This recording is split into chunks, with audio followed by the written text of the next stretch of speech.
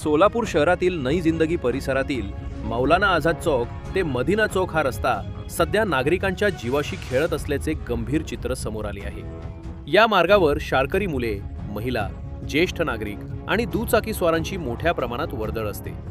मात्र रस्त्यावरील ड्रेनेज चेंबरांची तुटलेली झाकणे अपघाताला निमंत्रण देत आहेत। स्थानिक नागरिकांच्या म्हणण्यानुसार महानगरपालिकेकडून वारंवार झाकणे बसवली जातात, पण काही दिवसातच ती पुन्हा तुटतात। त्यामुळे कामाच्या गुणवत्तेवर प्रश्नचिन्ह निर्माण झाले आहे। विशेषतः रात्रीच्या वेळी अंधारामुळे ही तुटलेली चेंबर्स दिसत नसल्याने मोठी दुर्घटना घडण्याची भीती व्यक्त केली जात आहे। वारंवार तक्रारी करूनही कायमस्वरूपी उपाय होत नसल्याने नागरिकांमध्ये तीव्र संताप आहे।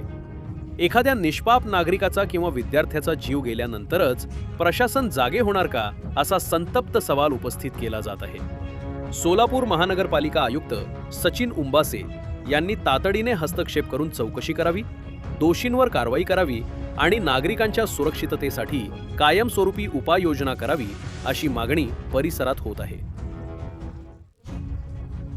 साहेब, महानगरपालिकाच्या हद्दवाढमध्ये आमचे इथले नगरसेवक 10% रिश्वत खाऊन कामापुरता खाऊन असं करते ती कामं आणि लोकांना त्रास होत आहे। येण्या जाण्या वाहतुकीला कसं अडथळा होत आहे। इथं कोण ऍक्सिडेंट झालं, मेलं तर काय नगरसेवक येणार का? त्यांचे नातेवाईक येणार?